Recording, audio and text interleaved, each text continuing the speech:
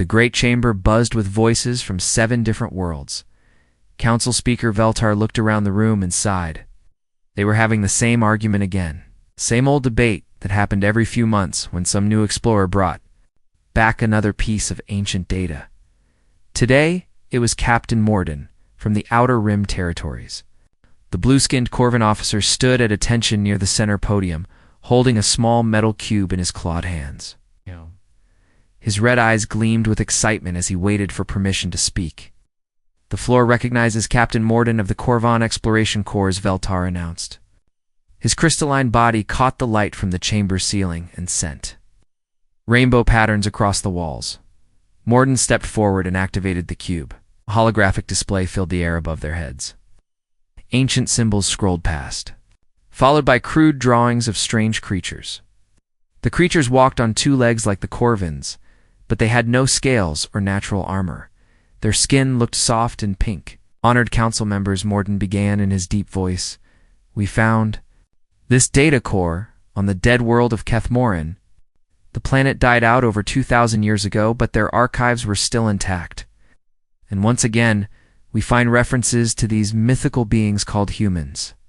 A wave of groans swept through the chamber. Dr. Nayelin, from the Nereid Federation, rolled her large black eyes. Pale blue skin seemed to glow brighter with annoyance. "Not this again," she muttered to her assistant. Commander Zexthan of the Corvin military slammed his fist on his chair's armrest. The sound echoed through the chamber like a gunshot. "Captain Morden, with respect, why are we wasting the Council's time with these fairy tales? Every dead civilization seems to have stories about these impossible creatures. That should tell us something." "What should it tell us, Commander?" asked Dr. Lenara from the peaceful Altarian colony worlds. Her feathered head tilted to one side. As she spoke, Zexthan stood up, his massive frame casting a shadow over the nearby delegates. "It tells us that primitive species create myths to explain things they don't understand. These human stories are just that, stories. Fiction created by civilizations too young to grasp the real nature of the galaxy." The holographic display changed to show star charts. A small yellow star appeared, surrounded by several planets. One of the planets was colored blue and green. Text in an ancient language floated beside it. "According to these records," Morden continued, "the humans came from a system they called Sol, the 3rd planet, which they named Earth. The records claim they achieved spaceflight using primitive chemical rockets." Laughter erupted from several parts of the chamber. Senator Krewall from the gas giant colonies shook his tentacled head. "Chemical rockets? What's next, Captain? Are you going to tell us they traveled between stars by flapping their arms?" "The mathematical impossibilities alone should end this discussion," Dr. Nayelin said as she stood up. Her white hair flowed around her shoulders like liquid silver. "I've run the calculations dozens of times. The system they call Sol sits in one of the most dangerous regions of space. Cosmic radiation levels there would kill any known form of life. The asteroid density would make space travel suicide. The gravitational anomalies would tear apart any primitive spacecraft." She gestured and her own holographic display appeared. Charts and graphs filled the air, showing radiation levels, gravitational forces, and impact probabilities. A species using chemical rockets could never survive long enough to reach another star system. "It's scientifically impossible. Plus," added Commander Zexathon, "if such a species existed, where are they now? My fleets have explored thousands of systems. We've conquered 12 star systems and established military bases throughout this sector. If humans were real, we would have found them by now." Elder Sothwin from the ancient Zephyrian homeworld raised one of his forearms. The chamber fell silent, out of respect for his age and wisdom. His voice was soft, but carried clearly through the room. "Perhaps we should consider why these stories appear in so many different cultures. 7 different dead civilizations now, okay? All describing the same creatures. All placing them in the same star system. Coincidence," Commander Zexon said firmly. "Or perhaps one civilization created the myth, and it spread to others through trade or conquest. Ancient peoples loved their stories of powerful beings from distant worlds. Dr. Yethmera from the Tekari Science Colonies nodded her insectoid head. Commander Zexthon makes a valid point. We see similar patterns in many primitive mythologies. Stories of gods or monsters that supposedly lived among the stars. The human myth fits the same pattern. But the details are so specific, argued Captain Morden.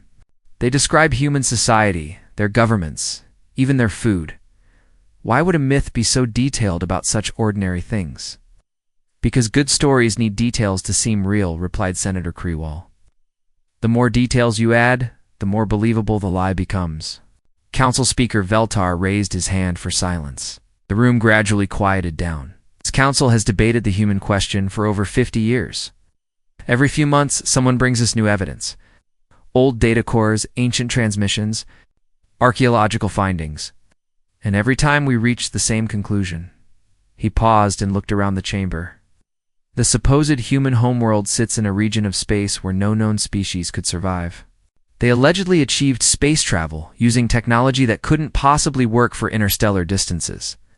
And despite supposedly existing for thousands of years, not one living human has ever been found. The evidence is clear, added Dr. Nyelin. Humans are mythology. Perhaps they represent some kind of universal archetype that appeals to developing civilizations. Perhaps they symbolize the desire to overcome impossible odds through determination alone. But they are not real. I agree with Dr. Nyelin, said Commander Zexon. Even if they were real at some point in history, they're clearly extinct. Now, natural selection would have eliminated such a weak species long ago. No natural armor, no advanced technology, short lifespans. They couldn't compete with real civilizations. Elder Sothwin spoke again. You may be right, Commander. I find it curious that these stories always describe humans as survivors. Not as conquerors or advanced beings, but as creatures who endure against impossible odds. Perhaps that tells us something about why the myth persists. It tells us that primitive species like to imagine that weakness can overcome strength. Zexton replied, It's a comforting lie, nothing more. The debate continued for another hour. Some delegates argued for more investigation. Others demanded that the human question be closed permanently. A few suggested that the recurring myths might indicate some kind of ancient contact that had been forgotten over time. In the end, they reached the same conclusion they always did. The official council position remained unchanged. Humans were classified as mythological beings, possibly based on ancient stories that had been passed down through multiple civilizations. No further resources would be dedicated to searching for them. As the session ended and delegates began filing out of the chamber, none of them noticed the small sensor probe drifting silently outside the station's main window. The probe had been there for 3 hours, recording everything through advanced stealth technology that made it invisible to council sensors, 3 light years away. Captain Jake Morrison finished reviewing the transmission from the probe. He turned to his communications officer, Lieutenant Lisa Parker, who was working at a nearby console. Well, Lisa, they're still convinced we don't exist, he said with a slight smile. Good, she replied without looking up from her work. That gives us another few months to get everything ready. How's the fleet preparation coming along? Chief Engineer Ryan Clark says we'll be ready to move in 6 weeks. All 300 ships? Lisa finally looked up. Are you sure about this, Captain? Once we reveal ourselves, there's no going back. Jake Morrison looked out at the stars through the bridge's main viewport. Somewhere out there, 7 different alien species were debating whether his people were real or imaginary. They would have their answer. It's time, Lisa. We've been hiding long enough. The galaxy is about to learn that humans are very real indeed. Lieutenant Korobeth settled into her chair at monitoring station Epsilon 7 with her morning cup of nutrient drink. The pale blue liquid tasted like metal and flowers, but it kept her alert during the long shifts. As a Nereid sensor operator, she spent most of her time staring at screens that showed empty space. The monitoring station floated in the dark between 2 star systems. Its job was to watch for anything unusual in the Outer Rim territories. Pirates, rogue asteroids, solar, flares, anything that might threaten Council space. Most days, nothing happened at all. Korabeth activated her console and began the daily sensor sweep. The screens lit up with data streams showing radiation levels, gravitational measurements, and energy signatures from across the sector. Everything looked normal. Stars burned steadily in their usual patterns. Space debris drifted along predictable paths. She took another sip of her drink and settled back to monitor the displays. Her shift partner, Ensign Textron, was running diagnostics on the communication array in the next room. The quiet hum of machinery and the soft beeping of sensors created a peaceful background noise at exactly 8 hours and 47 minutes. Into her shift, everything changed. The main display screen suddenly filled with red warning signals. Proximity alarms began blaring throughout the station. Korabeth nearly dropped her drink as she leaned forward to check the readings. Multiple large objects were moving through hyperspace in perfect formation. The sensor array was picking up massive energy signatures unlike anything in the Nereid database. Whatever these things were, they were big, they were artificial, and they were headed straight for Council space. "Texron," she shouted. "Get in here right now." Her partner rushed into the control room, his green skin pale with worry. "What's happening? Are we under attack?" "I don't know," Korabeth said, her fingers flying over the control panel. "Look at these readings, 12. No, 15 large objects in hyperspace. They're maintaining perfect formation and moving at high speed." Texron leaned over her shoulder to study the display. His four eyes widened as he took in the information. "Those energy signatures don't match anything we know. Not Corvin, not Altarian, not even ancient Zephyrian technology. That's what worries me," Korabeth muttered. She began running the signatures through every classification system in their computer. The results came back the same each time. Unknown. Unidentified, no match found. Could they be natural phenomena? Texron asked hopefully. Maybe some kind of unusual asteroid formation? Korabeth shook her head. Asteroids don't travel in perfect geometric patterns, and they definitely don't generate energy signatures like this. These are definitely artificial constructs. She pulled up a tactical display showing the object's projected path. Her heart sank as she traced the route with her finger. They're headed directly for the inner systems. If they maintain current speed and heading, they'll reach Zephyr Prime in less than 3 days. "We need to contact Senior Analyst Dexmar immediately," Texron said. "Already on it," Korabeth replied, her hands working the communication controls. Within minutes, a holographic image of their supervisor appeared in the center of the room. Senior Analyst Dexmar looked tired. His silver hair was disheveled, and his uniform wrinkled, suggesting he had been pulled from sleep. But his expression became alert the moment he saw the data displays behind Korabeth. "Report, Lieutenant," he said in his gravelly voice. "Sir, we detected multiple large objects entering our sensor range 43 minutes ago. Unknown design. Unknown origin. Traveling in formation toward Council space." She transferred the data to his personal display. "The energy signatures don't match anything in our databases." Dexmar studied the information for several long moments. His expression grew more troubled with each passing second. "Have you attempted to identify the propulsion system?" "Yes, sir. It appears to be some kind of fusion-based drive system. It's very primitive by our standards, but remarkably efficient for such basic technology." "Fusion drives?" Dexmar repeated with surprise. "No Council species has used fusion propulsion. In over 2,000 years, the technology is too crude, too inefficient. That's what makes this so strange, sir. These objects are achieving significant fractions of light speed using technology we abandoned millennia ago. Either someone has made incredible improvements to fusion drive systems, or... or what, Lieutenant?" Korabeth hesitated before answering. "Or we're dealing with a species that never developed beyond primitive propulsion methods, but somehow made them work far better than should be possible." Dexmar was quiet for a long moment. "Continue monitoring and analysis. I'm alerting Council Command immediately." This could be a first contact situation. The hologram disappeared, leaving Korabeth and Texron alone, with their screens full of impossible readings. They worked in tense silence for the next hour, gathering every piece of data they could about the mysterious fleet. The objects were definitely ships. The computer analysis revealed whole structures made primarily of metal alloys and ceramic composites. The designs were blocky and functional, lacking the elegant curves favored by Council shipbuilders. They looked like they had been built for durability rather than beauty. "These ships are massive," Textron observed as he studied the size estimates. "The largest one is nearly 2 million tons. It's bigger than a Corvin battlecruiser. And look at this," Corbeth added, pointing to another display. "They're carrying what appear to be kinetic weapons, railguns, missile systems, maybe even primitive nuclear warheads. Who builds ships like this anymore?" "Someone who expects to fight," Texron said grimly. As the hours passed, more details emerged.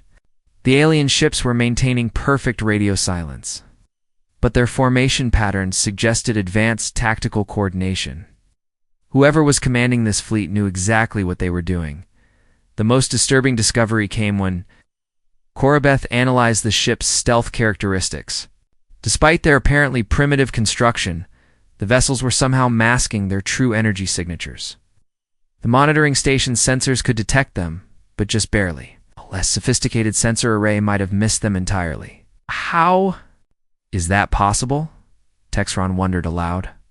"Stealth technology requires advanced materials, science, and energy manipulation. These ships look like they're held together with metal bolts." "Maybe appearance can be deceiving," Corbeth suggested. "Maybe these beings are more advanced than their technology suggests." By the end of their shift, they had documented everything they could about the mysterious fleet. The ships continued their approach toward Council space, showing no signs of slowing down or changing course. Whatever their intentions, they would reach the outer colonies within 2 days. Senior Analyst Dexmar returned to check their progress just before shift change. His expression was grim as he reviewed their findings. "Council Command has issued a fleet-wide alert," he told them. "All military units are moving to defensive positions around key systems. The Corvon fleet is taking point with Nereid support.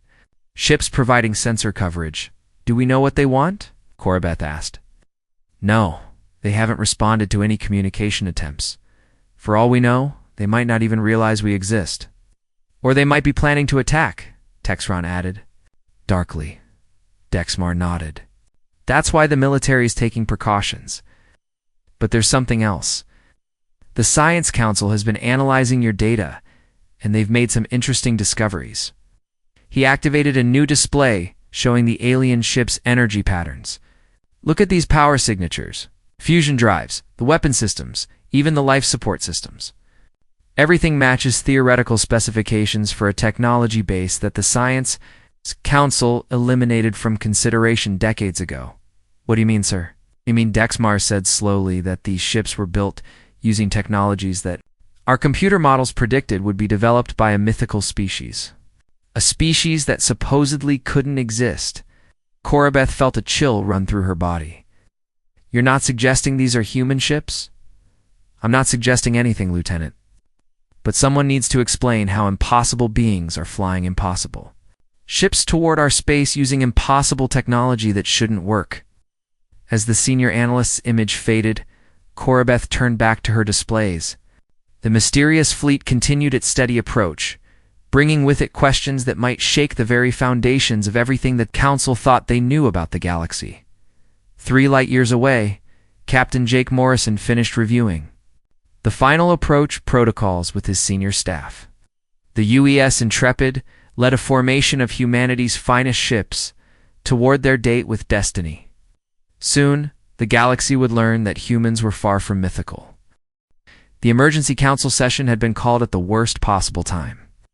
Council Speaker Veltar looked around the great chamber and saw fear in the faces of delegates from all 7 species. The mysterious fleet was now less than 12 hours away from the outer colonies. Still no one knew what they wanted. Admiral Hexerin stood at the center of the chamber, his massive Corvin frame rigid with military discipline. Behind him, holographic displays showed the current positions of both the alien fleet and the Council's defensive forces.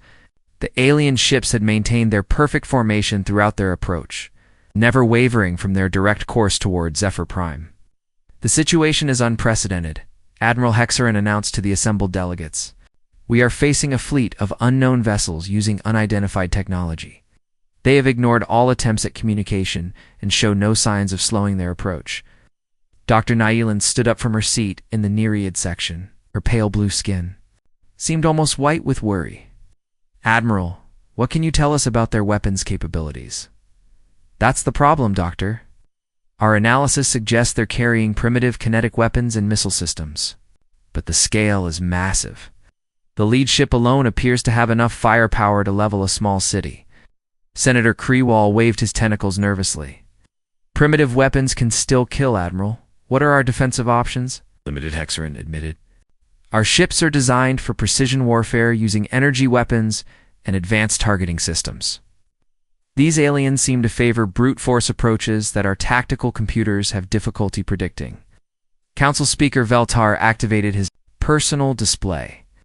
Dr. Nayland, your science teams have been analyzing the alien technology. What have you discovered?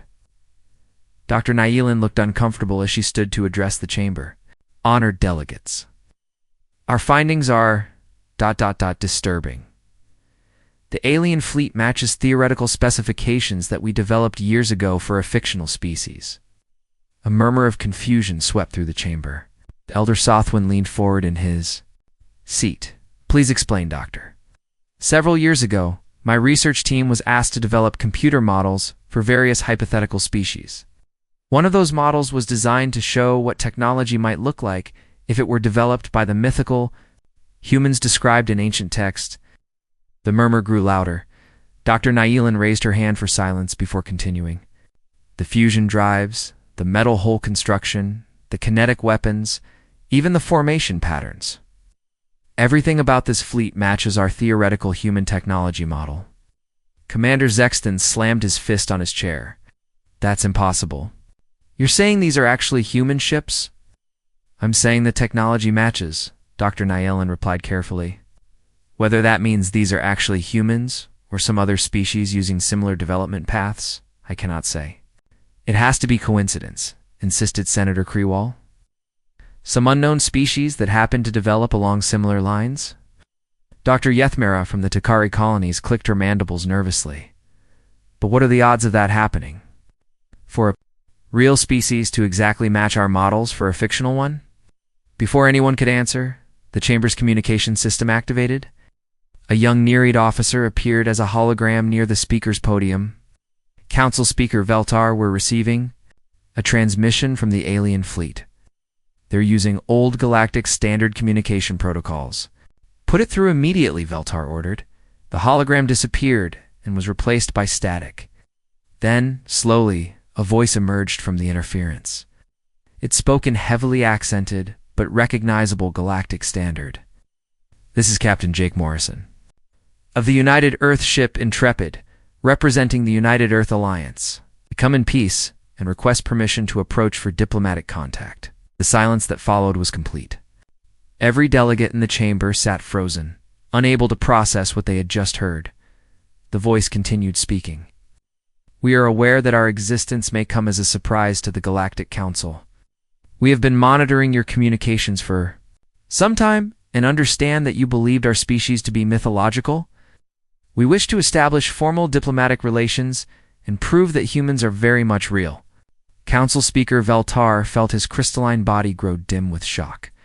His voice came out as barely a whisper. Respond to the transmission. Tell them we will speak with them. The communication officer's voice crackled through the system. Channel open. Council Speaker. Veltar stood up slowly, his mind still reeling from the implications. Captain Morrison, this is Council Speaker Veltar of the Galactic Council. Your arrival has indeed surprised us. We... We welcome peaceful contact, but we must ask how long your people have been observing us. The response came quickly. Council. Speaker, we have been aware of your civilization for approximately 187 of your standard years. We've been studying your languages, your cultures, and your political structures while remaining hidden. Commander Zexton jumped to his feet. Hidden? How is that possible? Fleets have explored this entire sector. Commander, I believe you are Corvin military, based on your voice patterns. Your fleets are impressive, but we've developed effective stealth technologies. Your ships have passed within a few thousand kilometers of our colonies on multiple occasions. Without detecting us, Admiral Hexerin stepped forward. Captain Morrison, you claim to represent something called the United Earth Alliance? How many ships are in your fleet? Admiral, what you see approaching your space represents a diplomatic mission of 300 vessels. This is a small fraction of our total fleet strength. Implications of that statement sent shockwaves through the chamber. If the humans had hundreds more ships, they represented a military force that could challenge the entire council. Dr. Nayilin activated her console to ask her own question. Captain Morrison, our analysis suggests your ships use fusion-based propulsion. How did you achieve interstellar travel with such primitive technology? Captain Morrison's voice carried a hint of amusement. Doctor, I think you'll find that what you consider primitive can be remarkably effective when properly applied. We've spent centuries perfecting technologies that other species abandoned. Sometimes the old ways work better than you might expect. But the mathematical impossibilities, Dr. Nayilin protested. Your supposed home system is filled with radiation and gravitational anomalies. No species could survive there long enough to develop space travel. Doctor, you're absolutely right about the dangers of the Sol system. That's exactly why we developed the technologies and survival skills that allowed us to spread throughout the galaxy. Necessity drove us to find solutions that more fortunate species never needed to discover. Elder Sothwin spoke in his ancient, gravelly voice. Captain Morrison, why have you chosen to reveal yourselves now? Elder Sothwin, we've been preparing for this moment for decades.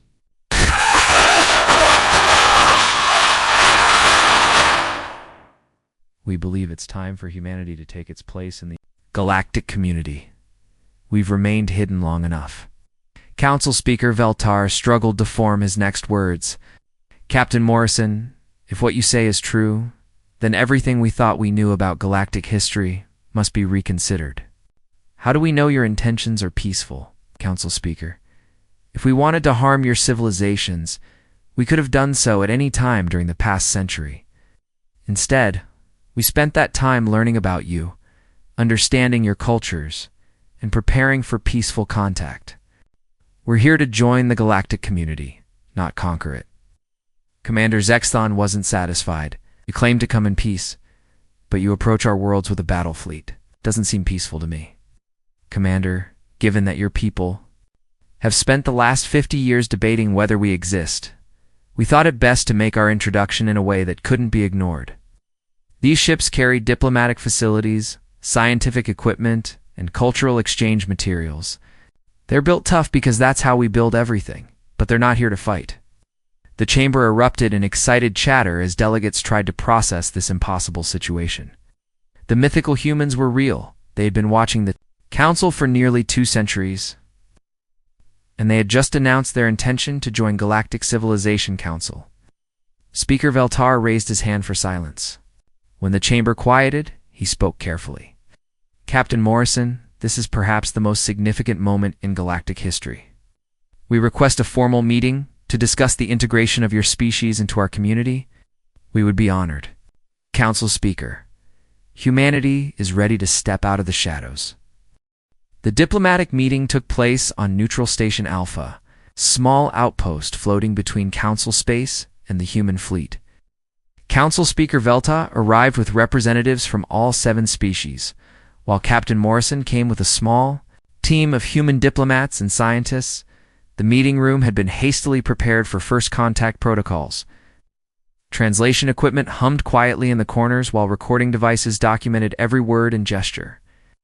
The air itself seemed charged with tension as civilizations prepared to meet face-to-face for the first time. Captain Morrison entered the room first. He was smaller than most of the alien delegates had expected, standing only about 6 feet. Tall, his brown hair showed gray at the temples. His blue uniform was simple compared to the elaborate ceremonial dress worn by the council representatives. But his calm confidence filled the room as he walked to his designated seat. Behind him came Ambassador Helen Carter, a woman in her 50s with silver hair pulled back in a neat style. Dr. Peter Hughes followed, carrying a datapad filled with scientific information. The final member of the human team was Colonel Amy Rodriguez, whose military bearing made Commander Zexton sit up straighter in his chair. Honored delegates, Captain Morrison began in clear galactic standard. I want to thank you for agreeing to this meeting. I know our arrival has raised many questions and we're here to provide answers. Council Speaker Veltar nodded slowly. Captain Morrison, we have indeed many questions. Perhaps you could begin by explaining how your species achieved space travel. From such a dangerous home system, Morrison smiled and activated a holographic display. The image showed the Sol system in detailed three-dimensional form. You're absolutely right about the dangers, Council Speaker. The Sol system is filled with radiation, asteroids, and gravitational anomalies. But that's exactly what made us who we are. The display zoomed in on the third planet from the Sun. Earth appeared as a blue and green world covered with swirling white clouds. Earth was never our only home. While other species might develop slowly on safe worlds, we were forced to adapt quickly to survive. We had to learn to live in space, on hostile planets, and in dangerous environments. Dr. Nyelan leaned forward with interest. But how did you overcome the technological barriers? Fusion propulsion cannot achieve the efficiency levels your ships demonstrate? Dr. Hughes stepped forward to answer. Doctor, you're thinking about fusion technology, the way the Council developed it thousands of years ago? We've spent centuries refining and improving these systems. When you abandon a technology as primitive, you stop improving it. We never stopped. He activated his own display, showing detailed engine schematics. Our fusion drives use magnetic confinement systems that your scientists never developed. We combine that with fuel recycling, waste heat recovery, and gravitational assist techniques that squeeze every bit of energy from our reactors. Commander Zexthon interrupted with obvious skepticism. Even improved fusion drives have limits. How do you travel between star systems in reasonable time? Colonel Rodriguez answered this time. Commander, we don't travel the way you do. Council ships seem designed for comfort and speed. Our ships are built for endurance. Think in terms of decades and centuries, not months and years. What do you mean? Asked Elder Sothwin. Our colony ships are essentially mobile cities, Morrison explained. Families live and work aboard them for generations. Children are born in space, grow up learning to maintain the ship, and eventually take over from their parents. Time we reach a new star system, we have a fully trained crew ready to establish colonies. Senator Krewall waved his tentacles nervously. That sounds like a very hard way to live. Ambassador Carter spoke for the first time. Senator, it's the only way we knew how to live. When survival is difficult, you become resourceful. Are limited, you become efficient. When space is dangerous, you become careful and prepared. But why did you remain hidden? Asked Dr. Yethmura. Why not contact us decades ago? Morrison's expression became more serious. Dr. Yethmura, we spent our first 50 years of contact just learning your languages and understanding your cultures. We discovered that you believed we were mythological beings, presented us with a choice. What kind of choice? Council Speaker Veltar asked. We could reveal ourselves immediately and probably cause panic, or we could take time to prepare. For peaceful integration, we chose to wait and learn. We studied your military capabilities, your political structures, your economic systems. We wanted to understand what kind of civilization we would be joining. Commander Zexton leaned back in his chair. What did you conclude about us? What? That you've built something remarkable, Colonel Rodriguez answered. 7 different species, working together peacefully for hundreds of years. That's an achievement worth respecting. But you also saw weaknesses, Dr. Nyelan observed. Dr. Hughes nodded. Your technology has become very specialized. Species developed in one direction and then stopped innovating. The Corvins perfected military technology. The Nereids mastered communications and sensors. The Zephyrians became experts in diplomacy. But no one seems to work on basic survival skills anymore. What do you mean by survival skills? Asked Elder Sothwin. Morrison activated another display showing human colony worlds. Elder, look at these planets. Ice worlds, desert planets. With toxic atmospheres, volcanic systems that would kill most species, we live on all of them. How is that possible? Dr. Yethmura clicked her mandibles in amazement. We never stopped adapting, Ambassador Carter explained. When other species found comfortable worlds and settled down, we kept pushing into hostile environments. Every challenge made us stronger and more resourceful. Plus, added Dr. Hughes, we never abandoned any technology completely. We still use chemical rockets for certain applications. We still build things with metal and ceramics because they're reliable. We still train our people to survive without advanced technology because systems can fail. Commander Zexthon finally asked the question that had been bothering him all day. Captain Morrison, you said your diplomatic fleet represents only a small part of your total military strength. Exactly how many ships do you have? Morrison exchanged glances with his team before answering. Commander, we currently operate approximately 15,000 vessels of various sizes, at about 3,000. Of those would be considered military ships by Council standards. The silence that followed was complete. 15,000 ships represented a fleet larger than all 7 Council species combined. The implications were staggering. That's impossible, Dr. Nyellen whispered. It's Not impossible, Doctor. adjusted. Just different from how you do things. We build our ships to last for centuries and we never throw anything away. Ship that's 100 years old might be refitted and upgraded multiple times, but it's still in service. Waste is something we can't afford. Council Speaker Veltar struggled to process this information. Captain Morrison, with such overwhelming numbers, you could easily conquer our entire civilization. Why choose cooperation instead? Morrison's voice became very serious. Council Speaker, conquest is easy. Building something that lasts is hard. We didn't spend 2 centuries studying your civilization just to destroy it. We want to be part of something bigger than ourselves. What exactly are you proposing? Asked Senator Cree_Wall. Full integration, Ambassador Carter answered. Shared technology, joint exploration missions, cultural exchange programs, combined defense agreements. We want to add our capabilities to yours and learn from what you've built.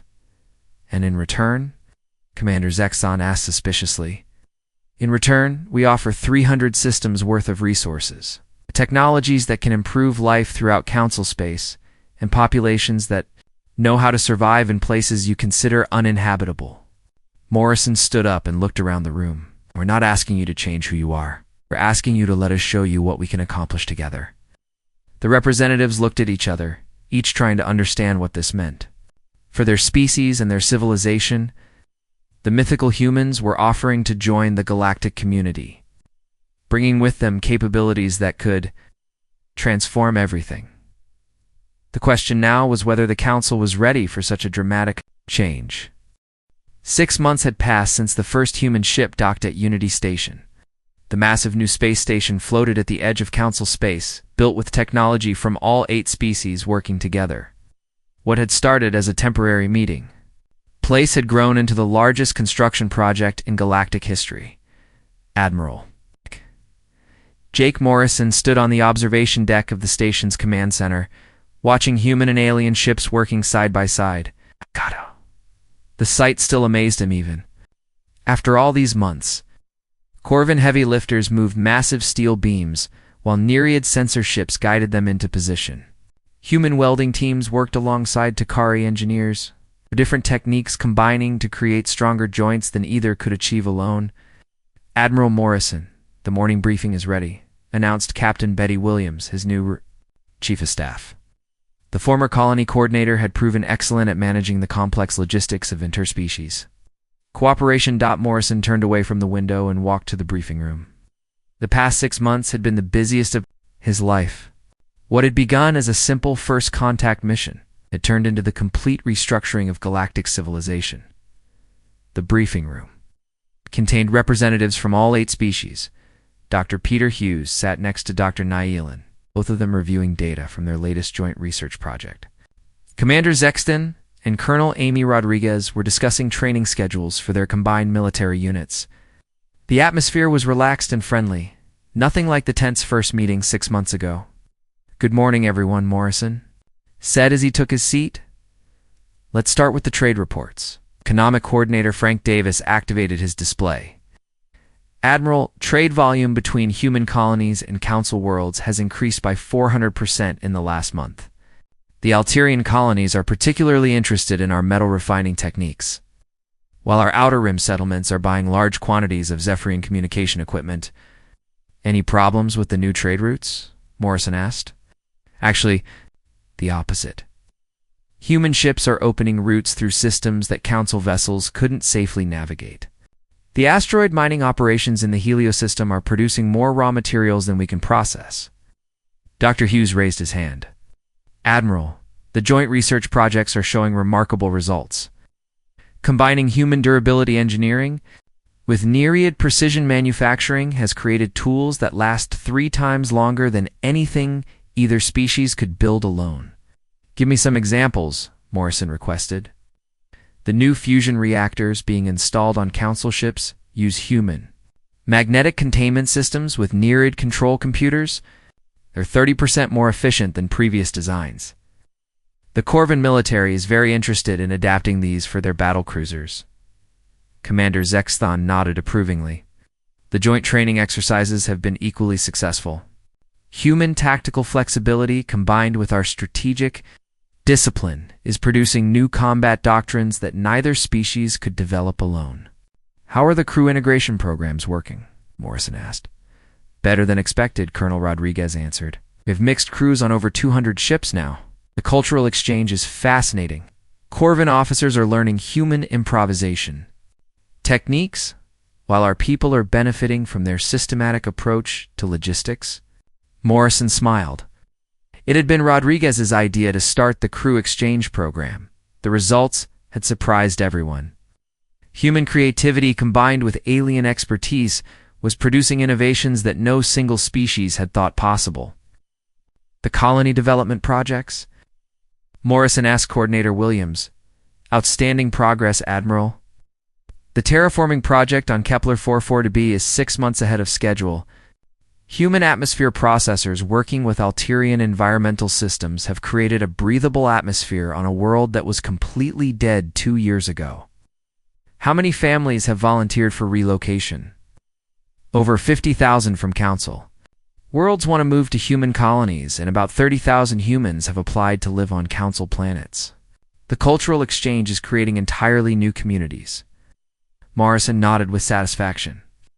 The integration had proceeded far more smoothly than anyone had dared hope. There had been problems, of course.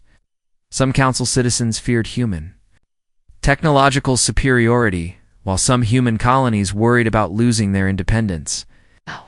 But the benefits of cooperation were becoming obvious to everyone. Admiral Dr. Nee Allen spoke up. I have a question about the exploration missions. Go. Ahead, Doctor. The joint expedition to the Magellanic Clouds is requesting additional ships. They've discovered what appears to be evidence of another civilization.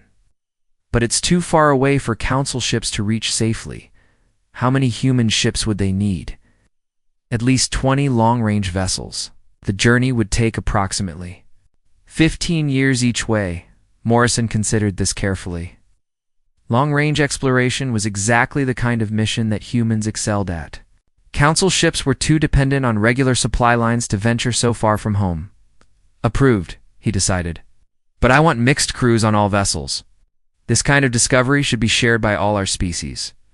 Agreed, said Commander Zexon. The Corvin Science Division would like to send representatives as well. The meeting continued for another hour, covering everything from new ship designs to cultural festivals. Morrison found it remarkable how quickly the 8 species had learned to work together. The same aliens who had dismissed humans as mythology 6 months ago were now planning joint expeditions to other galaxies. After the briefing ended, Morrison returned to the observation deck. The view had changed even in the past hour. A new section of the station was being attached, this one designed specifically for human families who wanted to live in the Council core systems. Dr. Nyelan joined him at the window. Admiral, may I ask you a personal question? Of course, Doctor. Do you ever regret revealing yourselves? Your people could have remained hidden and safe? Morrison thought about the question carefully. Doctor, safety isn't the same thing as living. We spent 2 centuries watching your civilization from the shadows. It was interesting, but it wasn't really living. Look out there, Morrison gestured toward the bustling construction. 6 months ago, humans were alone in the galaxy.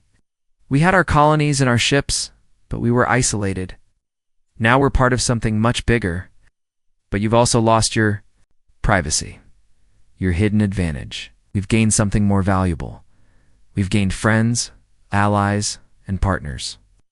Human children are learning Corvan mathematics and Nereid science. Alien families are living on human worlds and contributing to our communities. That's worth more than any military advantage. Dr. Nyelan was quiet for a moment. Admiral, I need to apologize for something. What's that?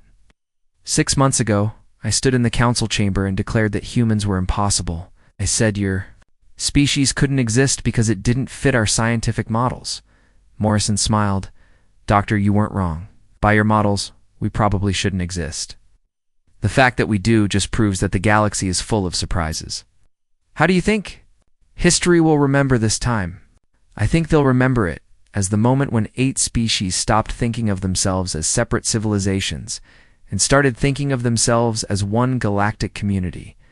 As if to emphasize his point, a group of mixed species children ran past the observation window, chasing each other through the station's corridors.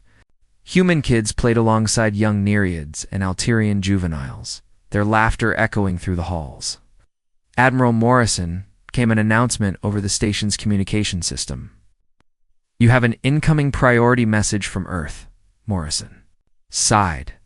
Even with faster-than-light communication, coordinating policy between Earth and the galactic frontier remained challenging. I'll take it in my office, Doctor. Thanks for the conversation. As he walked toward his office, Morrison reflected on how much had changed. 6 months ago, humans had been the galaxy's greatest secret. Now they were partners in its greatest adventure. The age of hiding was over. The age of cooperation had begun.